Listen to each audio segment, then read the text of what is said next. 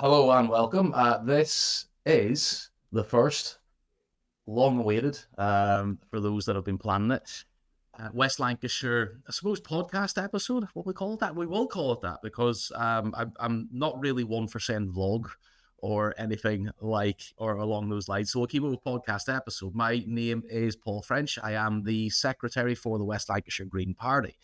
And today we're going to be discussing over the next 20 to 30 minutes the topic of why we left Labour. So I am a former Labour Party member, albeit for a very short time, and I was never quite the activist for them, owing to a whole range of commitments through the years that I was a member, between 2015 and 2020. But I have my reasons for leaving Labour and then subsequently, obviously, ending up with the West Lancashire Greens. And I'm not alone in that. We quickly found on the reformation of the West Lancashire Green Party, not even a year ago. Christ, we've done a lot. It's more like about 10 months or so.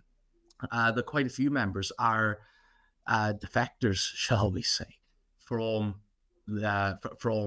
various local Labour parties. And one of them joining me today is Steve. Now, Steve, would you like to introduce yourself to the audience? Hi, Paul. I'm Steve Field. I'm the coordinator of West Lancashire Green Party, retired design consultant. Great. And Steve, you're one of the defectors. You're one of the ones that scurried away from. Sure. Yep. I suppose best place to start, and I'll chime in with my rationale as well, is obviously a former member of Labour. What brought you to the Labour Party to begin with, and when was that? That would be, I joined the Labour Party around 2013, but previously, in the mid-80s, I was a shop steward for what was called TAFS back then. It's since changed its name to MSF.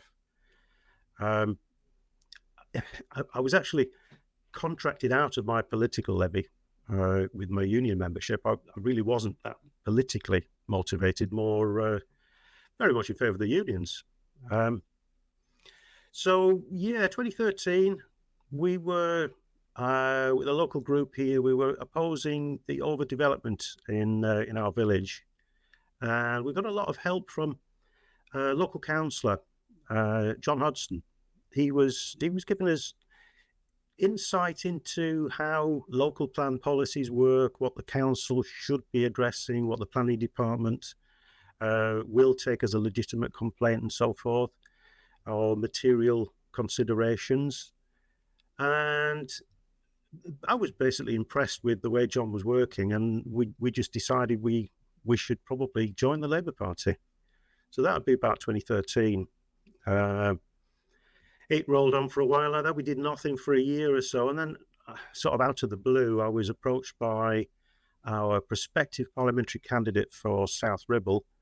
That was Kim Snape, a real hard worker. Kim was wonderful, and she was trying to get the Northern Parishes branch of the Labour Party up and running again. It had sort of fallen into dissolution, So there was about 10 of us, I think. We turned up at a meeting in the local bowling club. And at the end of the night, basically about 5 of us left as local branch officers. So that's how it started there, really. One of the ladies, a local lady from Banks, Kath Lockie, she agreed to stand as a non-target candidate, a paper candidate. Right. It was definitely not a target ward, and we didn't stand anybody else in the other 3 villages that make the Northern Parishes.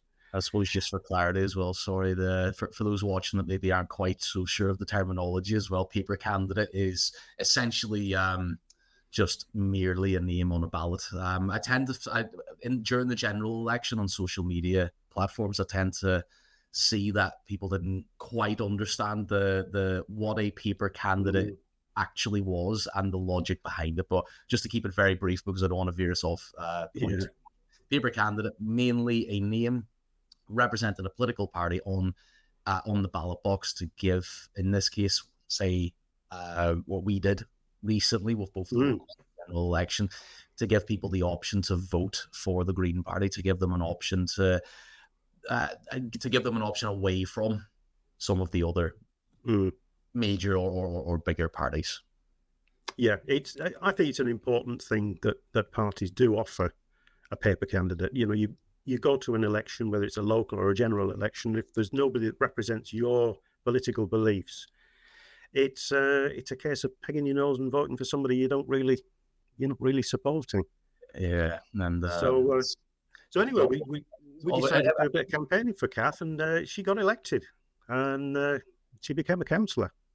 So that built a bit more enthusiasm for Labour. Then we became a bit more active as a group. We were as a local group. We were doing a lot more canvassing. It was sort of it was in the Corbyn years, so there was a lot of optimism around, from people for the left, and then all that fell to pieces in 2019, of course. And I think for my sort of, I suppose I was going to say like affiliation or journey with the Labour Party, but like I said before, it wasn't much of one from my perspective. I joined them based on, I've always been Labour leaning traditionally. Coming from the place and the upbringing that I've came from in Northern Ireland. You don't get any of obviously the Northern Irish parties in the mainland of Britain. Not that there's too many that would have my support anyway, even if they did. But ideologically speaking, traditional Labour Party values is where I would find myself on that political spectrum.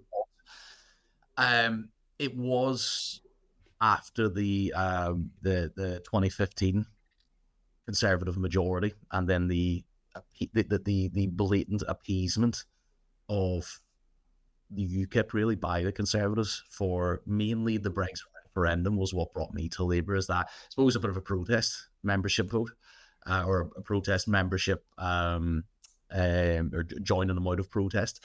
And then that's, in my mind, then was solidified by the outcome of the Brexit vote thereafter. So again, just mainly for me, and I'm sure plenty of others would be the same, it was a massive workload that always prevented me from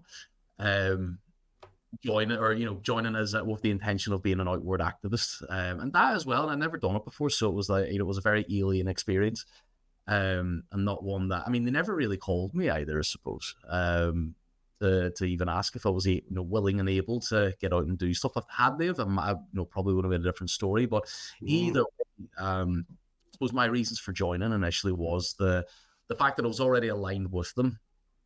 Traditional Labour, that is, when we all sort of believed that they were much more of a centre to left leaning party, and certainly for Corbyn, that was that turn on, or that sort of dial on the spectrum was certainly pushed more to the left than we'd seen for easily two decades, maybe at least. Certainly more than it was under the Tony Blair and Gordon Brown years, and certainly since as well with Keir Starmer. But that's what sort of locked in, right? Labour Party's where at least my name should officially be with, even if I'm not going to be that active with them. And like yourself, then 2019, 2020 hit. I suppose it was more for me 2020 when the realization of by this point Corbyn was out, Starmer was in, and it took maybe a few months for me to give him the benefit of the doubt. But after a while, it didn't take very long before the rollbacks on the pledges was big one. Oh, they were terrible. Yeah. I mean, a lot of we had a little Telegram group for the local members of our Labour group, and one by one, people were resigning from Labour because of the things that Keir Starmer had done. And I kept trying to say to people, just hang on in there, and then if you stay a member, you'll be able to vote for a better leader. If you leave, all that will do is surrender the Labour Party to the centre-right.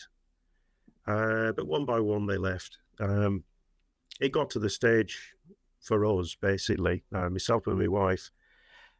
It would be about May time last year.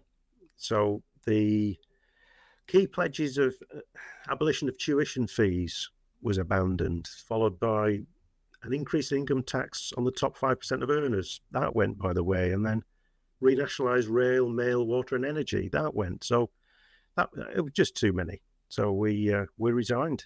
And I think within a week we joined the Green Party. No regrets. Absolutely no regrets.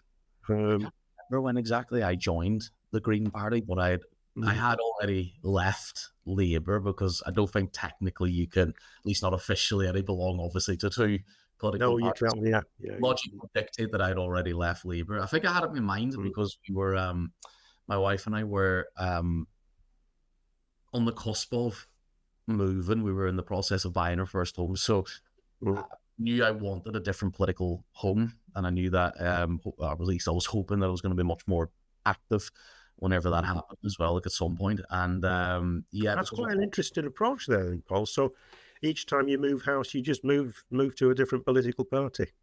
That's the trend. That apparently is the trend. Yeah, that actually probably would ring true. I remember the only time I voted in Northern Ireland, because the only time I lived there, and it was as a vote, and I think it was SDLP that I voted for. Just happened to live there or at least I was registered to still register. I think actually that was what happened. It was because it would have been the 2010 election, and I would have been living in England at university, but it was I was still registered at my home address. So I think it just absolutely coincidentally happened to be home, and I voted SDLP, and then subsequently voted Labour in 2015, and then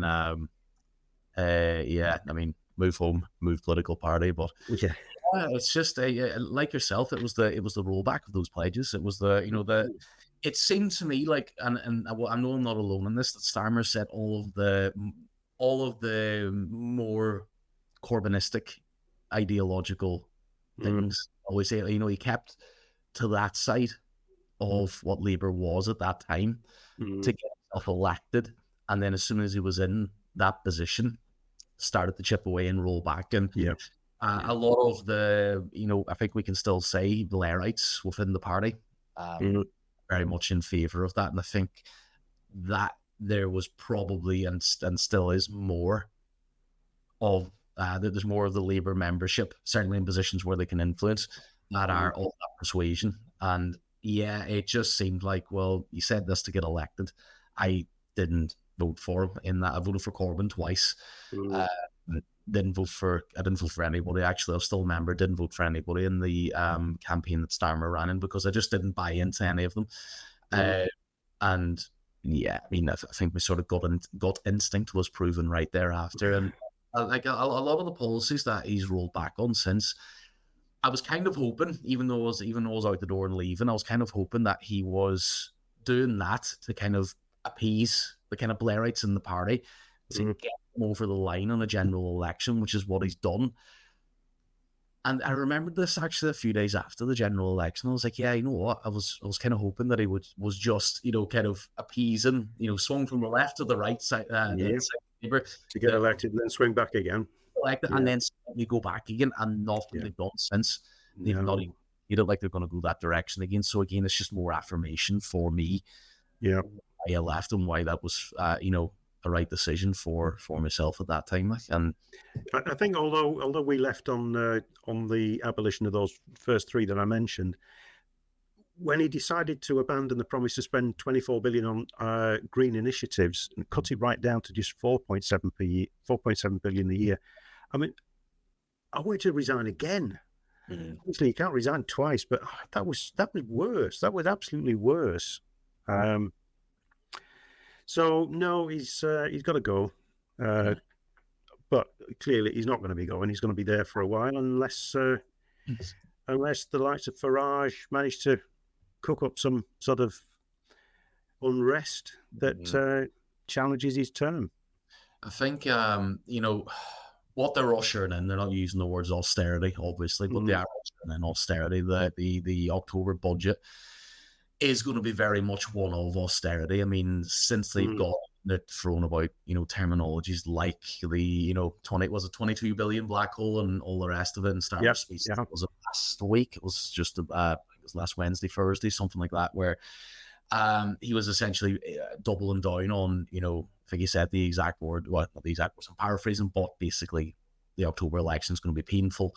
and will be or things are going to get worse before they get better. I actually thought to myself, right, like where have I heard these before? And if you Google George Osborne uh, from like 2010, 2011, it's pretty much the word for word nearly. It's his playbook, you think, yeah? Yeah, it's just it's essentially that. It's the we're all in this together kind of approach, and it wouldn't surprise me. I'm sort of hoping that these words from Starmer are an over-promise with an under-deliver. So over-promise misery, and then when we see what it is, it's, oh, well, that's not too bad. I mean, it's saying the words, it's those with the broader shoulders. Yeah. Are going to... Now, I listened to something, I think it was the briefing room on Radio 4 yesterday. We had one person from the Institute of Fiscal Studies on, and then two representatives from right-wing papers, The Telegraph and The Times. And pretty much the whole room seemed to be in agreement that, well, the thing is, the top 2% or whatever, they're already really very heavily taxed. You can't really tax them anymore. And I think the myth was floated that they might leave. So, I mean, I don't know how they take their wealth with them. If their wealth typically being land and properties and things, you can't really just take it with you, can you? No. And if it's just if it's just the hedge fund managers and things who might leave, let them go. Yeah. It's kind of like it's kind of, I'm really, really simplifying things here, but whenever I hear that argument of, well, they'll just up sticks and leave, it's like, well, one, yes, let them.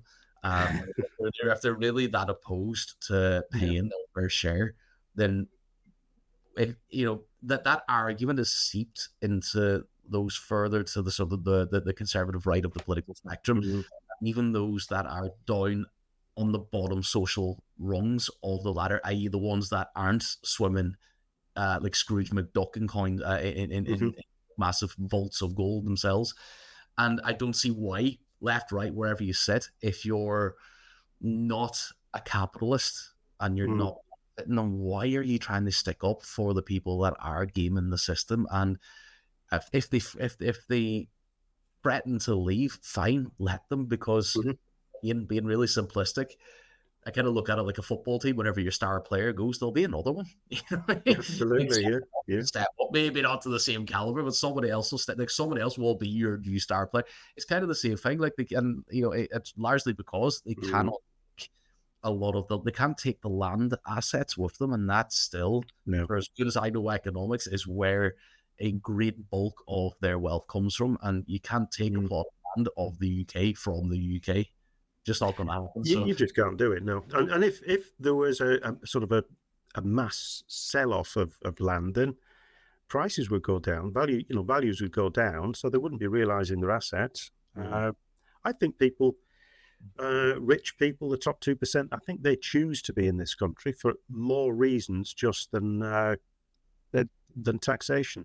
Yeah, it's a carefully framed argument to make it seem like, of course, that they're paying enough and they're hard done by that. But there's actual, there's interviews, there's surveys, there's research done on people who are in the top earning percent, those top brackets in the United Kingdom, and indeed in other countries as well. That, to bring a little bit of balance here, that they say they'd be happier paying more tax. It's just that they're not asked to pay more tax. It's the structures, the systemic rules that are in place that just don't demand more of them anyway. And a traditional Labour Party, a left leading, and we don't need to talk about really 9 o'clock on the spectrum. We could even a 7 o'clock centre left leaning proper Labour would be trying to get a little bit more out of them, but this misconception that Blair and Brown's Labour and now Starmer's Labour are left-leaning, it's misplaced, because they're simply not. You look at the policies that you look at the policies that they're talking about bringing in, and the budget that they're going to bring in. That's not left-leaning at all. So left-leaning. No, I mean the Overton window has moved to the right, basically. The political. The span of the political acceptable range of politics that we have for this country has just moved gradually to the right. So people who are, to everybody, well, to people from the left, now centre right, they probably still see themselves as representing the left. I don't really know where I'm going with this.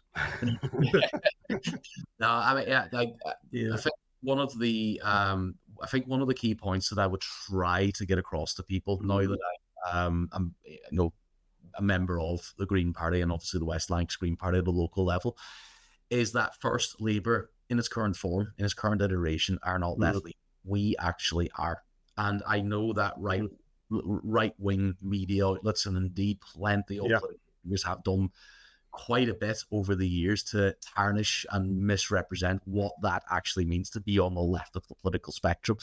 What the reality is that we're probably the most true version of what it is to be a left-leaning party in the United Kingdom. Well, I've had it explained to me by members of other associated Green parties like Chorley Greens and Sefton Greens. A couple of people got to know from there, not to think about it so much as from left and right, but progressiveness. Yeah.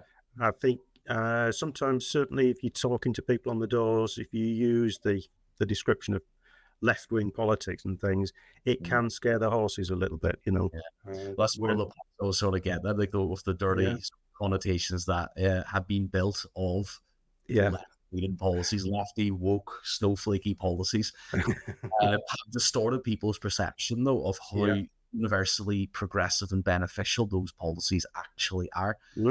Because when we talk about, redistribution of wealth and whatever else, there's no party that's genuinely promising more than the Greens, and it gets lost, I think, in the initial perception of what people think of whenever they hear Green Party. They think of is trees and recycling, and of course we're about that.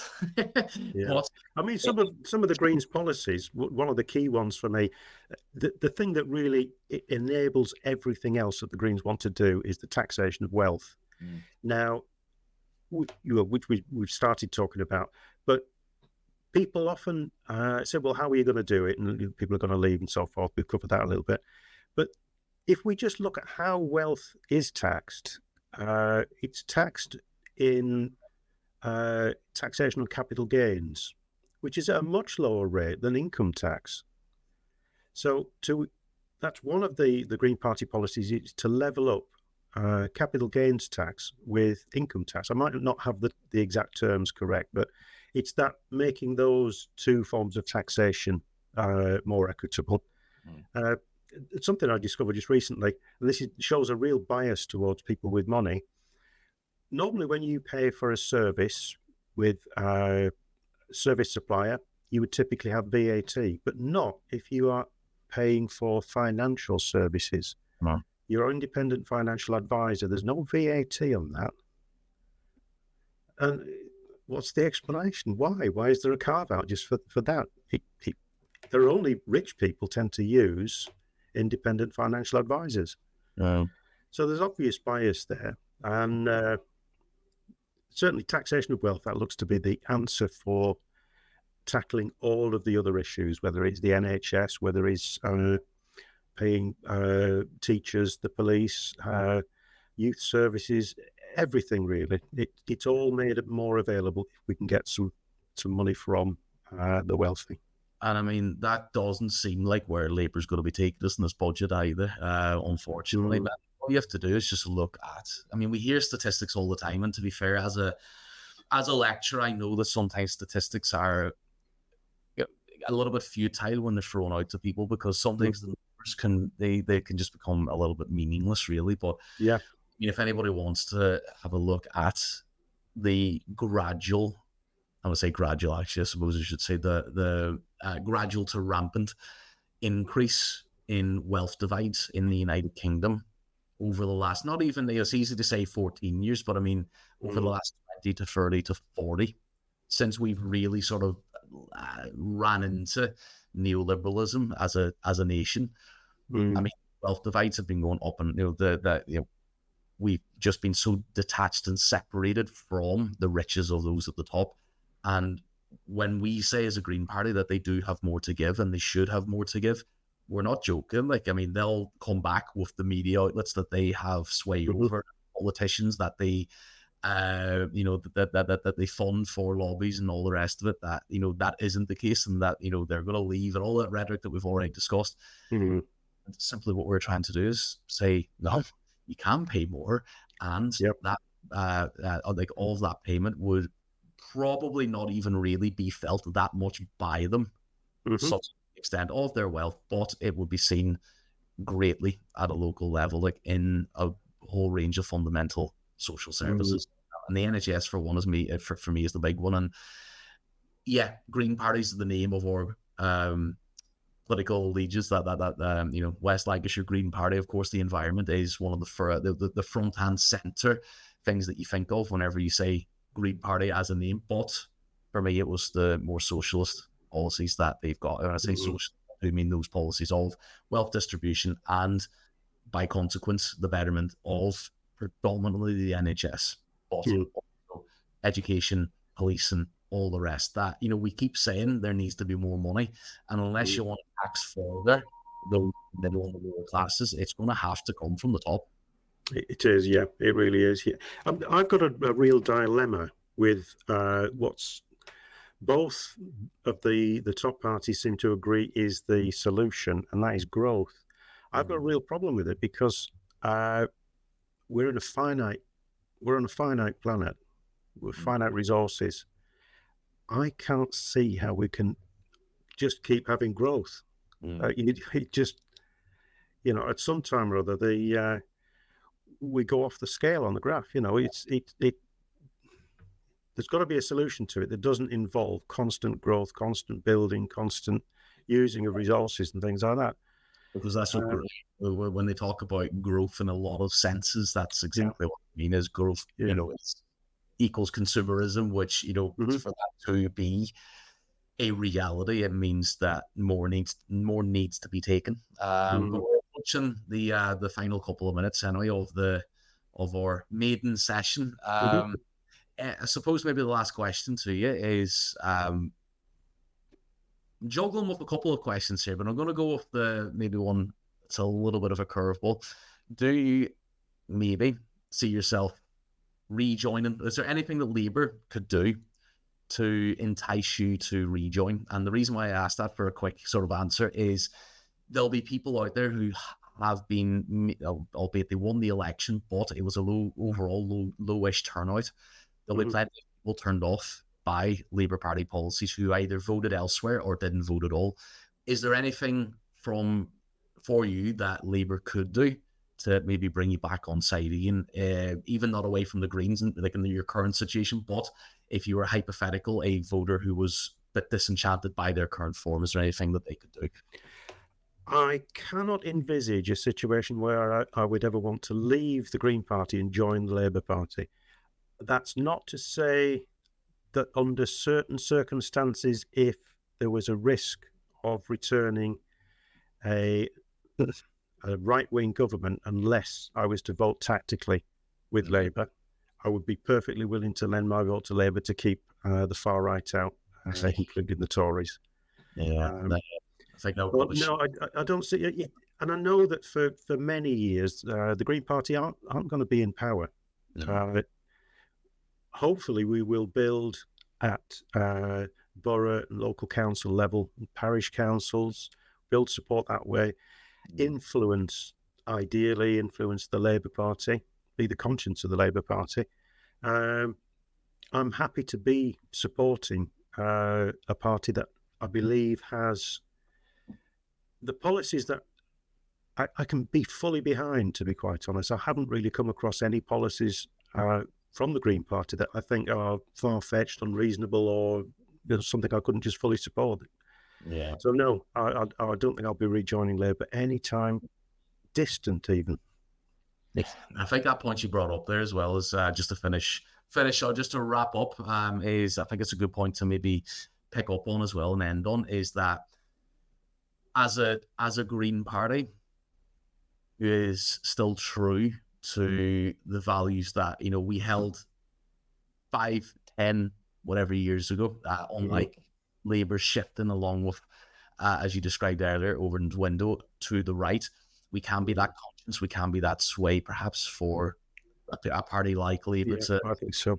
to reestablish or get in touch with its former kind of ideological roots as well. And I think that's probably a good point then maybe to finish on as well. So thanks for joining me on our maiden session, and we're going to hopefully have quite a few more of these, not just with members, but maybe with other people outside of the Green Party as well over time, really, because I think they're going to lend quite a bit to or that connection that we're hoping to build with the people of West Lancashire as well. So thanks for giving me your time, and we're going to wrap it there. So anybody watching, thank you for your time. Hopefully this has been interesting. Do let Steve and I and everybody else of the Green Party know your thoughts in the comments section.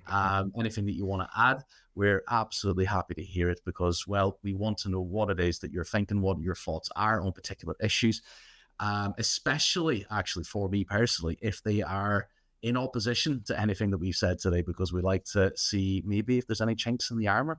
At the minute, we think we've got a pretty good argumentative case in terms of policy and where the country should be headed. If you think differently, absolutely let us know. But thanks for taking the time to watch and listen to Steve and I. We will, like I said, be back in the future with other people, with other stories, with other points of view, and hopefully you find those just as interesting. So until next time, see you later.